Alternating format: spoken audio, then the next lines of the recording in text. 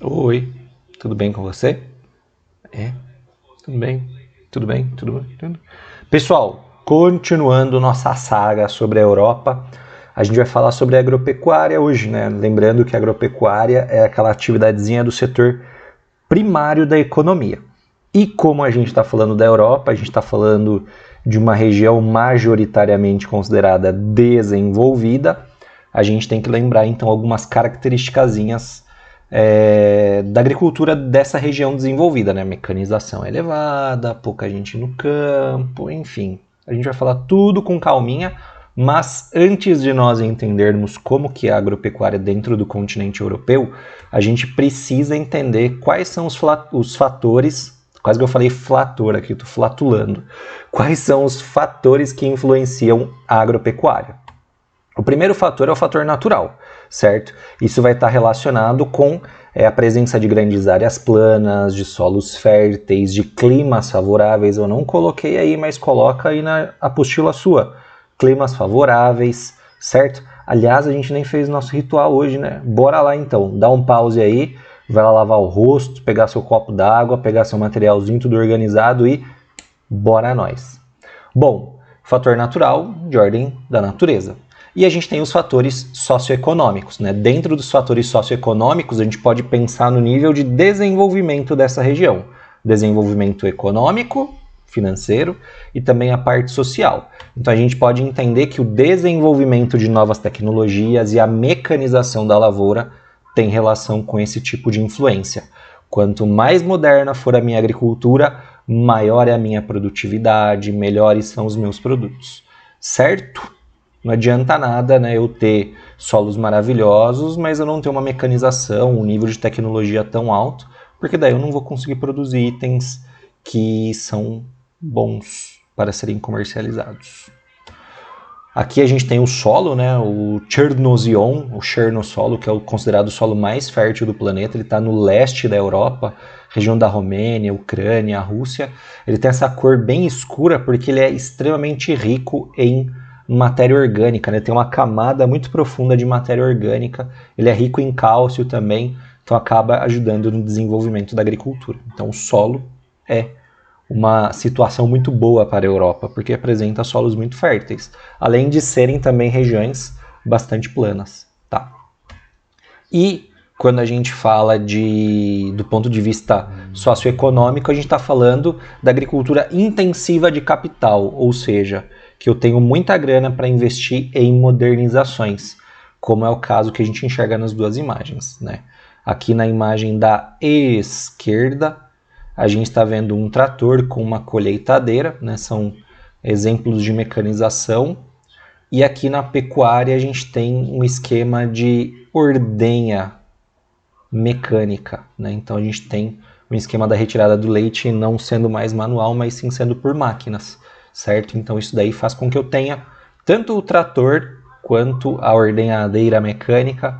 A gente faz com que haja uma redução, né? Isso daí faz com que haja uma redução da quantidade de pessoas que trabalham no campo, porque eu estou substituindo a mão de obra humana por máquinas, e é uma das características que a gente vai comentar exatamente agora, certo? Então, de modo geral, a agricultura e a pecuária no mundo desenvolvido, ela é altamente mecanizada, né, porque são regiões muito ricas e que desenvolvem tecnologia, então eles conseguem mecanizar. Eu tenho uma pequena participação da PEA. Lembrando, PEA, população economicamente ativa, são as pessoas, né, a parcela da população que está apta a trabalhar, né, entre 18 e 60 anos, que tem boas condições de saúde. Pequena participação porque eu mecanizei demais, então eu tenho poucas pessoas trabalhando no campo, certo? Na sequência, se eu mecanizei, eu tenho uma produtividade muito alta, porque, né, uma máquina ela pode substituir vários trabalhadores. Então a média que eu tenho de produtividade no mundo desenvolvido é gigantesca. Sem falar que ela é voltada para o comércio, né? Como a gente fala de países desenvolvidos que produzem em grande quantidade e de grande qualidade, a gente está falando de uma agricultura que ela é altamente comercial. E tudo isso, todos esses itens fazem, de modo geral, que o agricultor no mundo desenvolvido tenha uma elevada renda. certo? É todo mundo que vai ter uma renda elevada? Não, mas em média eles vão ter rendas consideradas bastante altas, porque produz mais, vende mais, ganha mais dinheiro. Simples, ok? Dando sequência agora de fato no continente europeu, a gente vai analisar algumas situações dessa regiãozinha. A Europa é um continente relativamente pequeno, certo? Está atrás da América, está atrás da África, está atrás da Ásia, enfim, só está na frente da Oceania, né? Não vamos ignorar a Antártica porque não rola agricultura lá, né? Muito frio, né? Solo coberto por gelo, não rola. Enfim, então a Europa, por ser um continente pequeno, também vai apresentar um número elevadíssimo de pequenas propriedades. Então tem uma agricultura familiar, lá eles conseguiram preservar as características familiares. Até a página 2. Calma que a gente vai entender que também tem concentração de terras lá. Eu tenho elevada mecanização, porque é um continente desenvolvido. Eu tenho alta produtividade e eu tenho um esquema conhecido como PAC, que é a Política Agrícola Comum. A Política Agrícola Comum é uma forma de você subsidiar o desenvolvimento agrícola da União Europeia. Essa Política Agrícola Comum significa que a União Europeia e os países membros eles vão adotar medidas de auxílio financeiro, auxílio tecnológico, para que a produção agrícola dentro dos países da União Europeia tenha um aumento. Como que eu posso aumentar a minha produção? Utilizando tecnologias e aplicando cada vez mais isso no meu setor rural. Então essa política agrícola comum, ela fornecia grana, ela fornece grana e tecnologia para que a produção agrícola europeia cresça cada vez mais, tá? E aqui a gente tem só um exemplozinho que mostra para a gente os números de pessoas empregadas na agricultura, tá? E nas indústrias. Então, a gente tem aqui mais ou menos 468 mil pessoas trabalhando, né, no campo, 26 mil na proteção de culturas, que seria na aplicação de defensivos agrícolas, 50 mil na área da saúde animal, veterinários, zootecnistas, 52 mil trabalham com a parte de sementes, com plantio direto, na questão da adubação, 110 mil pessoas trabalham no setor de alimentos para os animais, na produção de rações, e 135 mil pessoas na área de maquinário. Então, de modo geral, a agricultura ela vai conseguir empregar aqui, né, cerca de 22 milhões e 210 mil pessoas. Aqui é só um exemplozinho, né, de como que é dada a proporção. Então, a gente tem que entender também que a agricultura ela não serve só para a produção de alimentos, mas ela serve também para a produção de matéria-prima para as demais áreas industriais, né? O algodão, por exemplo, vai fornecer matéria-prima para a área têxtil, né?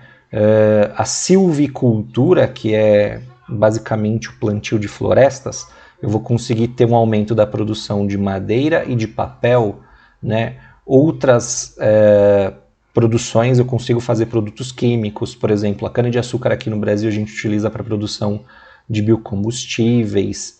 Algumas espécies de vegetais são fundamentais para a geração de energia, né? Porque eu consigo gerar óleo para ser queimado, né? Plantas oleaginosas que podem gerar também biocombustíveis, gerar energia.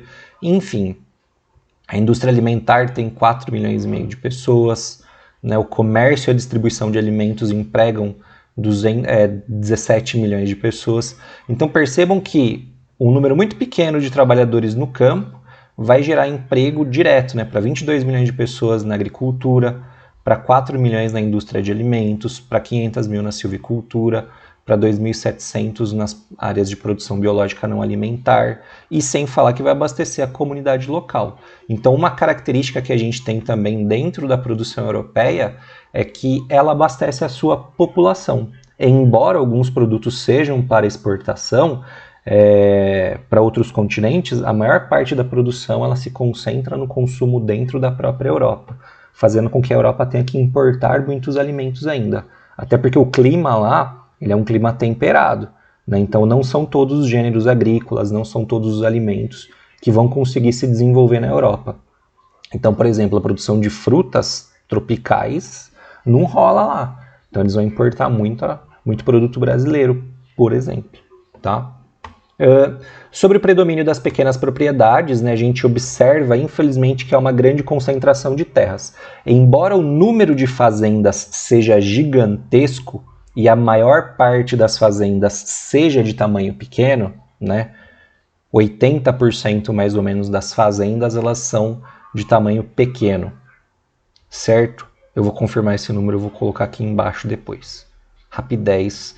Quando terminar esse vídeo aqui, eu edito bonitinho, você vai ver aqui embaixo agora.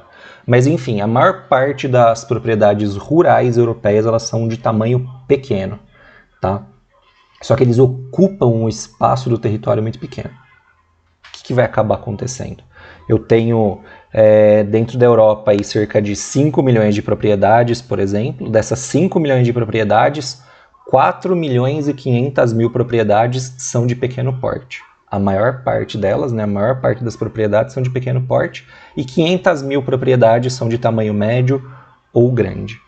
Tá? É um número muito pequeno de propriedades, né? 4 milhões e meio contra 500 mil. Né? A maior parte, então, das fazendas, das propriedades, é de pequeno porte. Só que aí tem o porém, a área que essas fazendas ocupam. Aquelas fazendas lá que representam 4 milhões e meio de propriedades, elas vão ter uma área muito pequena. Vai representar 30%, 40% da área rural europeia. Enquanto que aquelas fazendas que representam aí 500 mil lotes vão estar aí dentro de, ocupando uma área de 50%, 60%. Então, eu tenho uma grande concentração de terras. E aqui a gente tem um exemplo, né, que é de 2013, que mostra assim, ó, o tamanho das propriedades maiores que 100 hectares na Europa representa 3% apenas dos estabelecimentos. É um número muito pequeno. Quer dizer que 97% das fazendas da Europa têm menos de 100 hectares. Só que eles ocupam um terreno de 52%. É mais ou menos assim. Então eu tenho aqui, né, o meu território europeu, certo? E eu tenho diversas propriedades aqui. Tá? Estou separando em diversas propriedades. Só para a gente demarcar aqui, né, que eu tenho um predomínio de pequenas propriedades, tá? Então a gente tem muitas fazendas aqui, né? Da hora. Vamos supor que aqui tenha 50 fazendas. Só que daí eu tenho uma única fazenda desse tamanhão aqui, ó. O que vai acabar acontecendo? Eu tenho metade da minha produção agrícola, né? Metade da minha produção agrícola, não, desculpa, metade da minha área agrícola ocupado por pequenas fazendas. E a outra metade eu tenho ocupado por grandes fazendas. Então isso mostra uma concentração de terras, né? Eu tenho majoritariamente pequenas propriedades, só que elas vão ocupar uma parcela muito pequena do território agrícola. Então, de novo, uma característica que é muito comum dentro da região europeia é o predomínio de pequenas propriedades, mas isso não garante que as terras sejam bem distribuídas. Eu tenho, na verdade, uma grande concentração de terras. Tá? E outra coisa que é legal, eu tenho ainda muitas fazendas pequenas. Isso significa que eu tenho a tal da exploração direta da terra. O que significa isso? Significa que quem toma conta da propriedade é a própria família.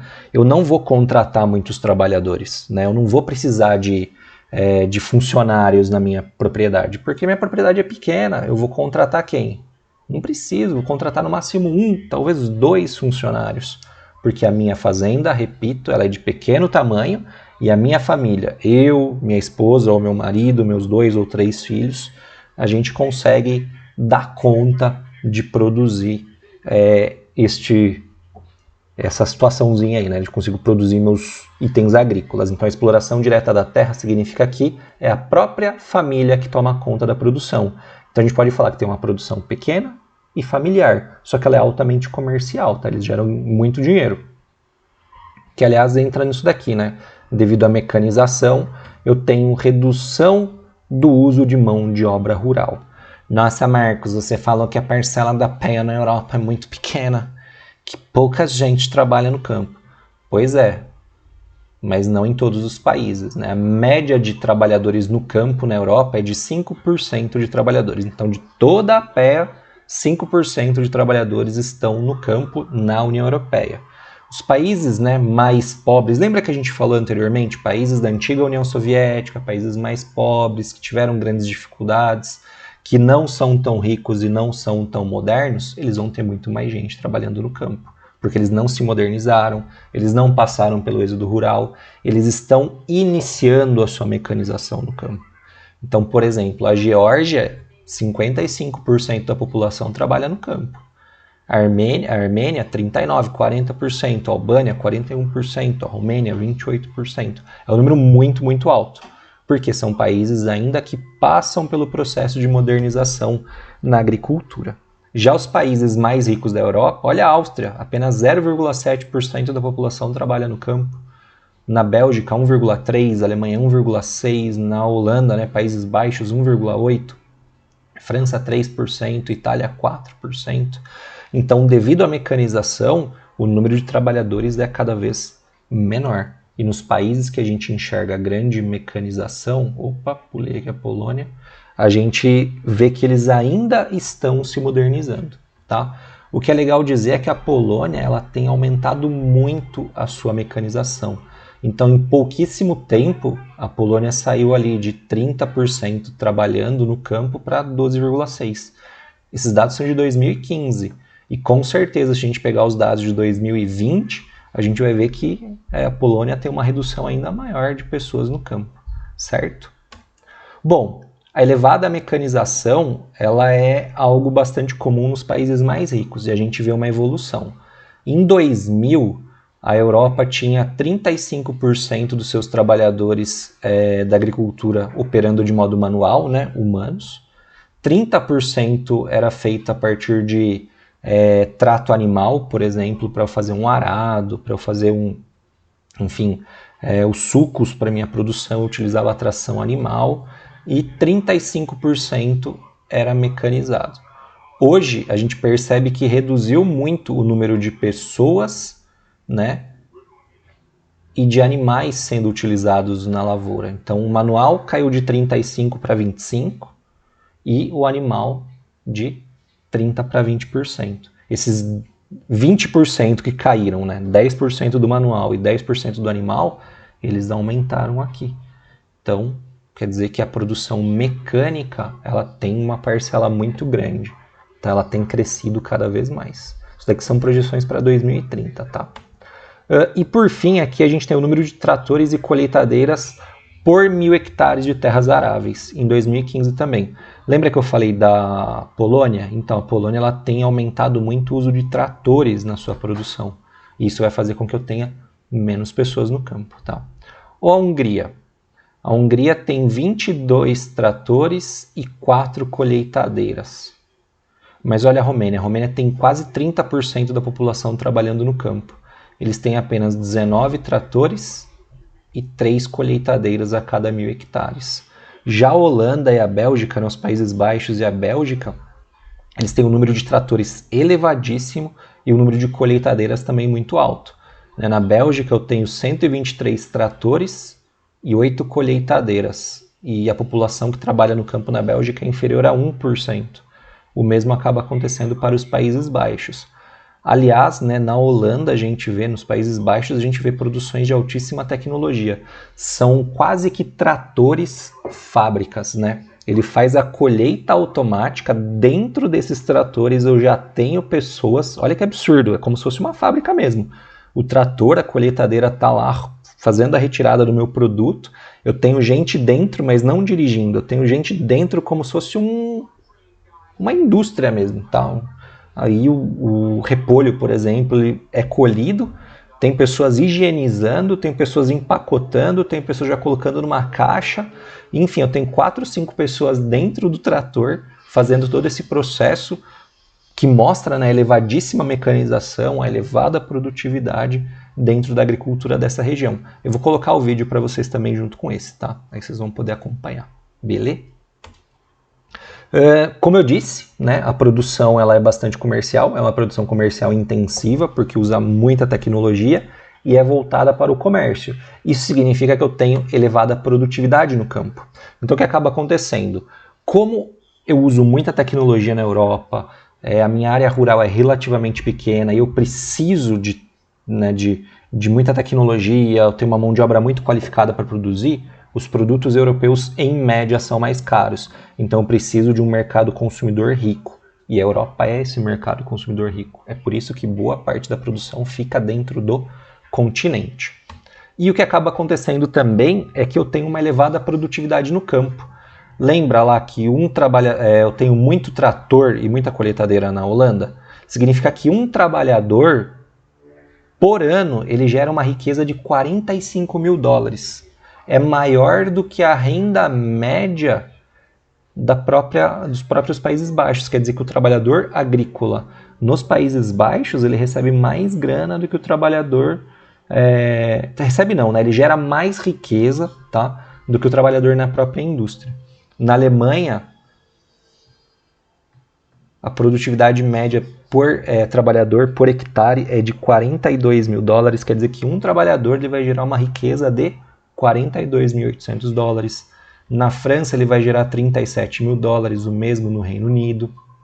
E percebam que quanto mais mecanizado for uma região, maior é a produtividade, maior é a riqueza que ele gera.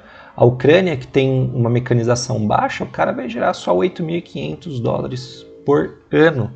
Aliás, é abaixo da média mundial, né? Outros países da Europa de grande mecanização eles estão um pouquinho acima da média mundial. Mas isso mostra, de novo, que essa produção tecnológica, nessa produção que emprega trabalhadores qualificados, ela gera muita riqueza, certo? Só que esse gerar muita riqueza não significa que esses países são dependentes da agricultura, né? De modo geral, os países da Europa, eles geram pouca renda no setor primário. E eu vou dar um exemplo bastante simples. O que custa mais? 1 quilo de trigo ou 1 quilo de chip de computador? Um chip de computador, né, uma placa-mãe de computador, pesa 100, 150 gramas. Ela é vendida a R$300. Então vamos supor que, né, para dar 1 quilo, eu preciso de 8 placas-mães, mais ou menos, 7, 8 placas-mães. 7 vezes 3 dá 21, dá R$2.100. Então 1 quilo de placa-mãe dá R$2.100. 1 quilo de trigo vai custar no mercado, já embalado, tudo prontinho, R$3. Enfim, a agricultura ela tem uma produtividade legal, ela gera emprego, ela gera renda, mas como a Europa é um país... Ai meu Deus, morri, perdi 15 dias de vida agora. Como a Europa é um continente mais desenvolvido, mais industrializado, é óbvio que a indústria vai gerar muito mais riqueza, o comércio dentro das cidades vai gerar muito mais riqueza do que a produção agrícola, certo? Então, de todo o PIB da União Europeia, o PIB da União Europeia, vamos supor que seja de 20 trilhões de dólares por ano, tá? É um exemplo, não sei os números corretos, mas é só um exemplo e eu utilizei 20 para facilitar a conta. A União Europeia tem um PIB de 20 trilhões de dólares. Desses 20 trilhões, apenas 1,6 vem da agricultura, que dá mais ou menos, 1% de 20 trilhões são, não sei fazer conta, 10% são 2, são 200 bilhões, 1,5 são cerca aí de 300 bilhões de dólares por ano. É bastante grana se a gente for ver, né? Mas é uma parcela muito pequena, então a União Europeia, de modo geral, gera pouca riqueza. Olha a Holanda, a Alemanha e a Bélgica, apenas 0,6% do seu PIB é de atividade do setor primário, porque esses dois países são países que têm uma indústria, nossa, eu não sei nem escrever, uma indústria muito forte, né? Então a indústria gera muito mais dinheiro, gera muito mais riqueza para a Europa, certo? Nós ficamos por aqui hoje. Agradeço a paciência, a presença de vocês e por serem tão maravilhosos. Até mais. Tchau!